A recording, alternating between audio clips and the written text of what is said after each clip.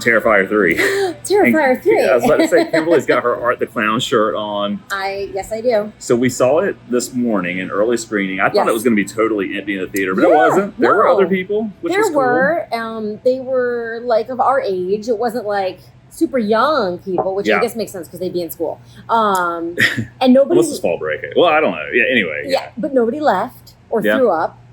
So that's good. And I guess for context, we've both seen the first two movies. Yes, of course. Yes. So, my response really quickly to the first two. The first one I thought was a really cool experimental. It was kind of a proof of concept horror film, right? Yeah. Like it worked. It was minimalistic. I liked how bare bones it was. Zero studio oversight. The second one, you could tell they had a lot more funding, even though the studios still weren't involved. Like the first one did well enough to get them like a few $100,000 to actually make a more in-depth movie, and it had a great story, I thought, or a good story. A good story. A good story. Good.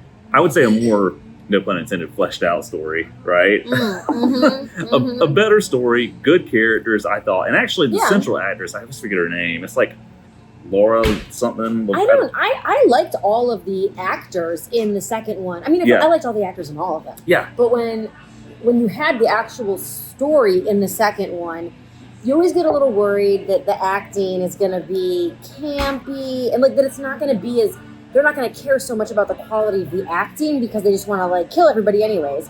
But I did not feel like that was the case. Like in Terrifier 2, I thought the acting was strong and natural and gave the story the strength that it had for what it was, because I didn't love a lot of the story choices. Yeah, it felt to me like a natural extension of like, let's take this idea and make it into a fully developed horror film with like actual story and characters. And we talked about this, but my biggest complaint with the second one was I thought it was a little too long. Yes. Went on a little bit longer than probably it should have.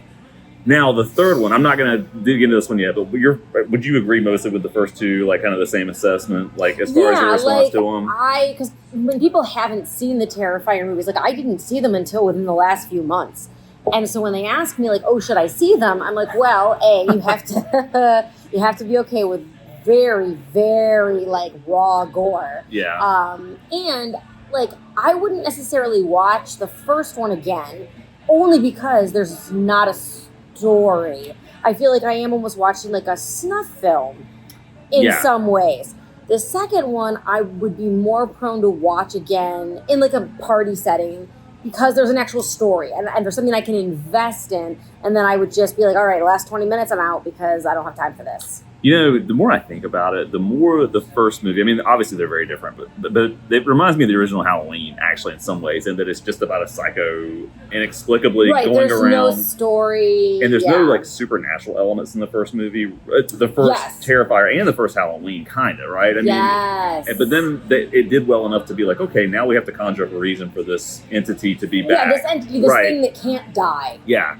So, okay, the third one basically picks up, I think it's 5 years after the second one. Yes. You do get a flashback that explains what happened immediately after, kind of, though. I was a little confused, honestly, when they kind of go, we're getting into spoiler territory here, and I'm just going to echo what Kim said. If you do not like gore at all, I would say stay away from these films in general. That would be kind of my overall and not assessment. Like you're like, oh no, I can handle it. Like I'm like, no. There's Depraved, and then there's Terrifier movies, like going beyond that. And I do, side note, want to just state the fact that while a person is being sawed in half and we're laughing. This is the first movie? Oh, I mean, now it's all of them. Right, I mean, now, because in the third one, someone is chainsawed in half, basically, as well. Yeah.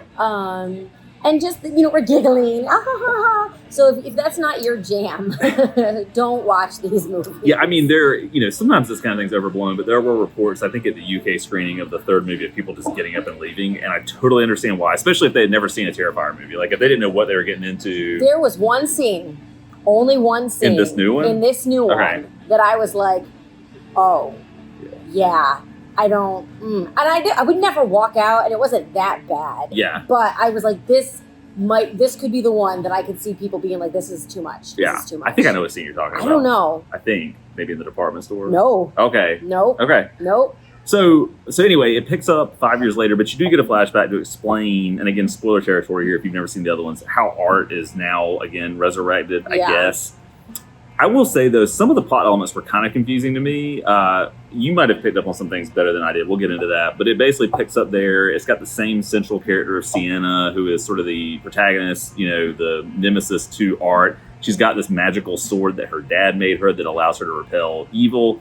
There's more, I would say, depth here in terms of how Art even exists. You get a little bit more of a demon. Yes. The whole a demon has to be here, and there's sort of an entity guiding him. And and this is where I almost, in some ways, feel like all of them, 1, 2, and 3, for me, feel almost stuck in a concept phase where I wish if they had, and maybe because they didn't know they were going to be able to make 3 of these. Right. If they had known, I think it would have gone very differently. Because I feel like there are elements that would have worked better in the first one and then elements that would have worked better in the second one.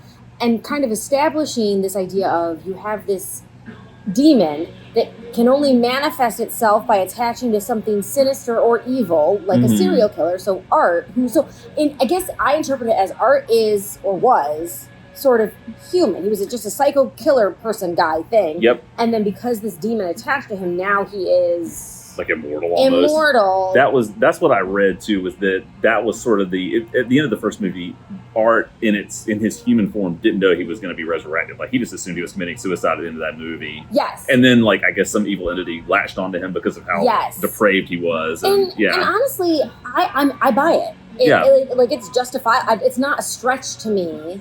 Yeah, some people don't like the supernatural stuff. My buddy Michael, he hates the fact that the second one veered into there's a magical sword and all that. I also didn't love it, but because they almost made it too supernatural. I think the third one, it was subtle enough that I bought it without being like, what are we doing? Yeah, it never bothered me because I don't know. Basically what these movies ultimately are sort of window dressing for, okay, we're going to do a lot of really cool stuff with practical effects. Yeah. And that's kind of what it is. There's a story there to hold it together, but I wouldn't say it's ever a super compelling story.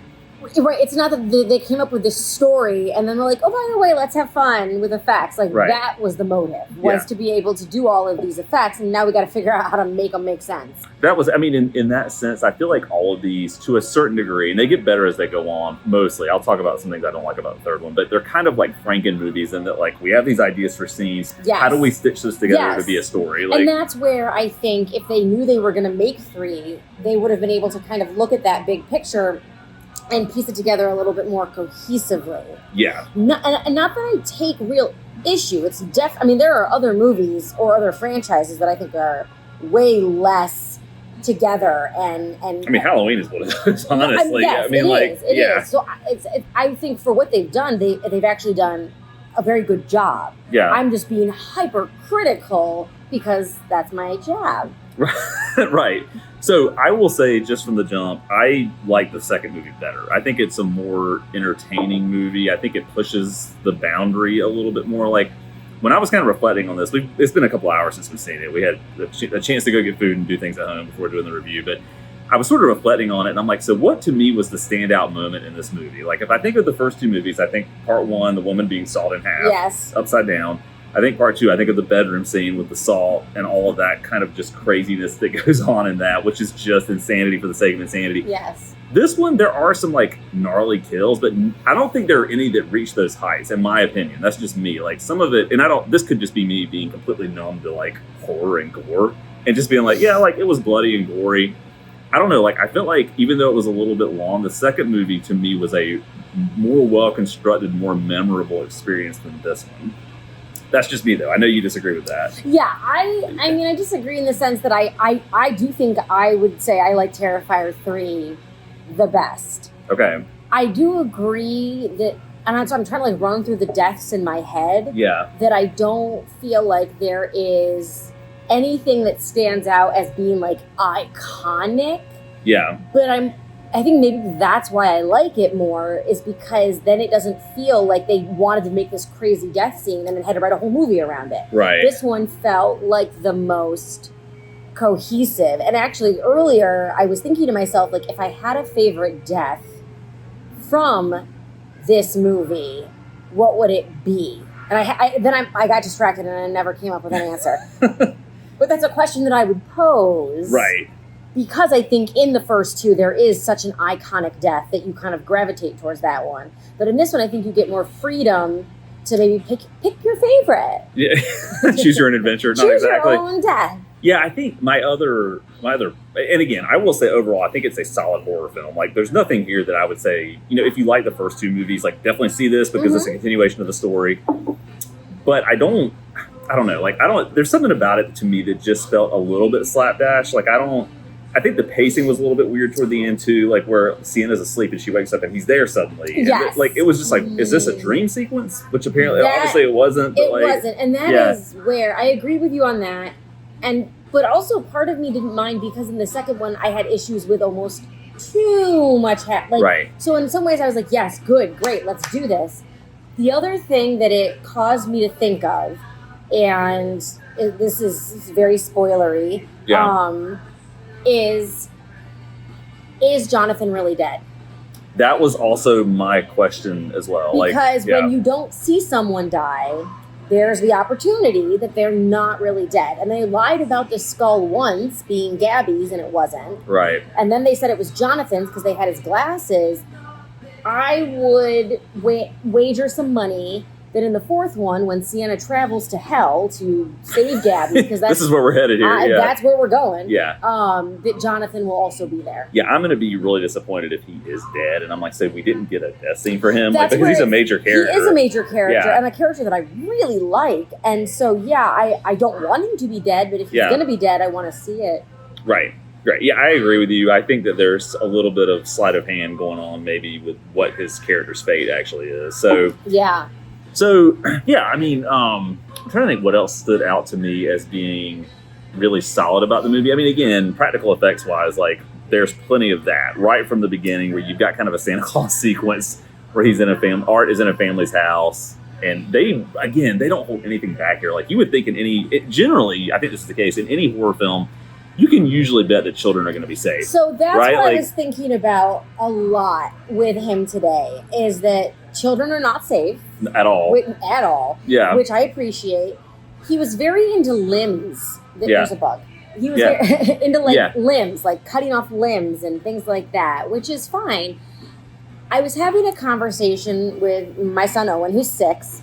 He has not seen any of these movies. Thankfully. Yeah. But he knows that I like them. And so he asks a lot of questions to process. And so he was asking me about, because he knows that art is a mind. That for somehow he knows that art doesn't talk. Yeah. And I was like, oh, well, that's kind of like Michael Myers. Michael Myers doesn't talk. And he was like, well, does anybody? And I was like, well, Freddy Krueger does. And so we had this whole conversation. Does Jason ever talk? I don't know if he really Jason ever does. Never talks I guess either. he doesn't. Yeah. And he was like, then what's so scary about someone who doesn't talk? And I was like, oh, trust me, it can be very scary. Michael Myers is the perfect example. Yeah. To me, Art is a hybrid because he doesn't talk, but he's very expressive. Yes. Yeah. And I feel like, especially in this movie, his expressiveness added a layer of uncertainty about his character, in a good way, of like, there are times when he gets so excited about Santa and so excited about Christmas and children, and you're like, oh, okay, this is the thing he yay, I don't know, it's almost redeemable, and then it goes south so quickly.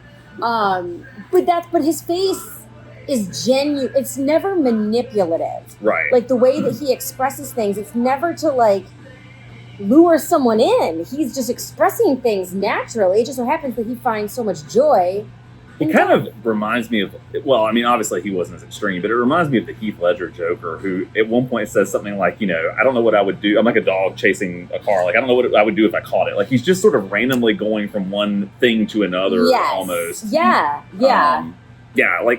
So, but getting back to the children thing, I will say the one thing this movie does not do is it actually doesn't show children actively being hacked up. Correct. Which I think that they know that that's almost a bridge too far. That would have put it into NC-17 territory. And I bet this had no studio oversight, just like the first two movies. But I think some studios would have they would not have funded its distribution to a wider audience if it had gone that route. I think that's I agree with you. And it's interesting but there is very blatant animal death and cruelty. Now, they're rats, so maybe people that doesn't count. But I always find that difference interesting, that we are so much more okay with watching animals get butchered than children. And even adults, we're okay with that. And so, but that's what's Yeah, that's I think, and I feel like that is maybe a line that's smart not to cross. Like, yeah, and it's, I will say, a little sensitive in 2024, and with mass killings of children, and like, right. There's definitely a little bit of sensitivity concern, not that in a bad way, because you don't see anything, but it just feels, I guess, okay, so Art is a man of many weapons. Many instruments, many right? instruments. Yeah. Which, again, I appreciate. I like that you don't know, is he going to use a gun? Is he going to use a hammer? Is he going to use a chainsaw? Is he going to use a bomb? Like, it's nice to know that he can use whatever because it keeps you on your toes, but then it also sometimes almost humanizes him too much in a way that hits home and makes it less horror and more like tragedy. Yeah. These are definitely, I think these kind of go beyond traditional slasher movies for sure. Like, yes. I mean, there's a whole different like psychological element here too. I will say, I feel like I know kind of going back to the second movie, there's a little bit more psychological exploration in that one with like the whole, the Funhouse episode stuff, which like for better or worse, some people like that, don't like that. There's a little bit of that here. Okay, so here's a question I have for you that I don't know if I was just forgetting something from the other movies. So the woman who's kind of his assistant, like the mangled woman. Yeah. Is that the woman who's on the TV show in the second movie? Who's, okay, so and they mentioned it at one point. I can't remember if they explained like how she becomes, I don't know, is she I guess imbued with the spirit of that little girl from the second movie? Is that what it is? That is, yes. That's okay. There was one line at some point, and I cannot remember what it was, but it basically implied that, okay, because Jonathan wrote her that letter, we got to kill the little girl, she's the demon, whatever. The little girl from the second one, who you can't kill because she is a demon. Yeah. And then there wasn't some line at some point about how that little girl had manifested herself in Victoria, in the body. Yeah. So I caught it. That was clear to me. I must have just missed that. I think it was just kind of a glancing blow type of explanation, but so that makes sense. Yeah. Okay. Yeah. Yes. So I don't know, what other overall observations would you add to this? Like, again, I found it to be a solid follow-up, but I think my thing is, I don't know that it does, for me, enough to really push the story forward in new ways. Like, I don't know, like, I didn't dislike it, but I also didn't, like, love it as much as I thought I would. I think I appreciated the brazenness of the first two movies. Yeah. And so I guess what makes me like Terrifier 3 is, and this is the question I have for you, how do you feel about Christmas? So, like, I mean, I enjoyed it as a holiday. Well, it's a great holiday. Yeah. But, like, the first two films are very much focused on Halloween. Mm-hmm. And now we have a Christmas, like, horror film, basically. Yeah. But not released around Christmas time.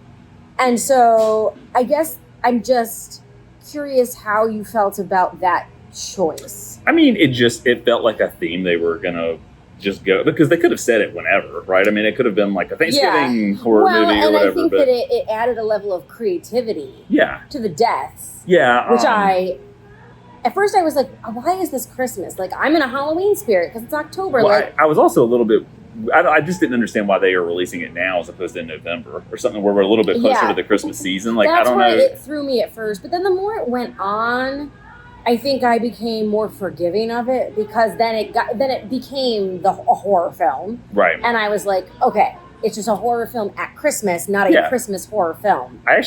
We've talked about this before. I think I would have appreciated it more if it were an Easter film, because there's no good, like, Easter horror film. We do need a good Easter horror film. Well, maybe that's Terrifier 4. Maybe that's 4. Yeah. Well, and, okay, in case they need any ideas, I'm just going to throw it out there. There were a lot of religious images. Oh, for sure, especially at the end. The Crown of Thorns and the Last Supper image. There was a painting at one point. I think that they have given themselves an opportunity to somehow set Terrifier 4 during Easter time and resurrection, and wouldn't there be some themes? And I don't know. I think they could do it. So again, spoilers, as if we haven't gone into that territory already. clearly this ends. That's my other. It's not a gripe necessarily, but it's very much teeing up what I assume is the finale. I don't know, because you had said you'd heard that like maybe they were going to do one more. Yes, and then I did read something where the creator said, they would do one more, but then that would be it. Like, it's to give it a resolution, not to keep it going just because people like it, because then eventually it sucks, as all franchises end up doing. I appreciate him doing that because he could keep making money. Yeah. Right? Like, just making them. And I guess, okay, so, like, if the goal is to make money, if that's what people want to do, then, like, okay, do that, but do it with another concept then. Like, have Terrifier 4 end the franchise. You clearly have a following of people that like this brazen gore. Yeah. Start another idea. Like, why do we have to recreate the same idea 8,000 times? It kind of, we've talked about this before, but have you seen the Hatchet movies? No. It reminds me of that, where they made like 4 of those, and they're all really, really solid, gory horror movies. And then that's it. Like, they're done. Like, it was good. Like, it was what it was for that. I think that was Adam Green that directed those and wrote those. And even if, like, it's like a passing of the torch, even if it was like the demon, you know what I mean? Like, I don't care if it's the demon that ends up being kind of the thread, but give us a new villain and then start it over. Like, I don't need to see art past a 4th movie. This is the whole situation with the original Halloween 2, which was like 1980. I don't know if you've read about John Carpenter's whole thing with that. Like, basically, he didn't want to make a sequel, but he was like, the studio threw a ton of money at me, so I cobbled together something over the course of a couple of days. It was garbage and gave it to him to get paid. Like, yes, and that's fine. Get paid. And I actually like Halloween 2. I like Halloween 2. But he did not like what he wrote, apparently. So, yeah. I've always liked it, and I've not liked that they've disregarded it in the remakes, because I actually really liked the original sequel. But, Terrifier 3 absolutely ends with Terrifier 4 set up, which I don't mind, because I'd rather you definitively, and I assume definitively, say we're going to do this again. This is the Empire Strikes Back of the Terrifier franchise. It very much ends on like, okay, we're not finished, but that was the whole thing. Like, it had an ending, but not an ending, because they knew they were going to. You've seen Empire Strikes Back. Which one is that? No, I've seen them all. I just only have seen them once. It's the second original movie. So the one on the ice planet with like the walkers and Luke Skywalker. Yoda shows. This is the first movie with Yoda in it. Okay. But anyway, so if I have another complaint, it's not really a major complaint, but I feel like there's this really big like living room gore fest battle at the end, and it just kind of ends. Like, you kind of feel like there's going to be one more showdown, sort of, but that's not what happens, because it's setting up, presumably, the final movie. And I disagree, because I was fine. I did not want another showdown, because maybe, again, lasting trauma from the second one, like, just end it here and get us ready for the next. Like, that's fine with me. What I will say is, I hope that they stick with this plan of make a really great final movie and just end it. Yes. Like, I feel like it's not at the point where it's getting tired yet, but I could see that happening. Like, I could very easily see it becoming a problem. And if the creator is ever listening to this, I would say, like, we trust you to end it with Terrifier 4 and then start a Damien new Leon? Yeah, Damien, if you're listening, just end it. Yeah, and then start another one, because we're with you. Like, start another franchise, same style, same gore level, but, maybe it's a female, because we're pretty violent. So, I would say that if you enjoy the first 2 movies, sure, see this one. Oh, yeah. That's kind of where I would end it. See this one, and I'm fine going to a theater to see this, because I like supporting these types of things that don't have studio oversight, that are like independent horror movies. And there is this element of knowing that you're sitting in a very public place, watching very disturbing images. Oh, for sure. It's definitely the goriest thing I've ever seen in a theater. Oh, yeah. For sure. Like, I mean, if I'd seen the second one, it would have been the same thing with that. Yeah. But I can't think of anything gorier I've ever seen in a theater. Is there anything gorier that you've ever seen? Maybe Terrifier 2. Oh, okay. But that's it. But nothing. Franchise. Yeah, they're definitely the goriest movies I've ever seen. I can't think of anything beyond that. But anyway, that's it. Do you have anything else for Terrifier 3? No, I genuinely liked it, and I definitely would encourage people to go see it. Yeah, for sure. Okay, cool. Maybe we'll do another movie review soon. We're kind of getting closer to Halloween, so I don't know what else. That's true, we are. I feel like there are some new things coming soon, but I can't remember what. Oh, Wolfman. Wolfman. We can see. I don't know when that's coming out, though. I have no idea. Yeah, actually, we want to see Speak No Evil. I know. I think I might watch it tomorrow. Which is on streaming now. Yes. I think. So, I think I might rent it tomorrow. Okay, maybe we'll review that. Yeah. Okay, cool. All right. Check in with everybody soon.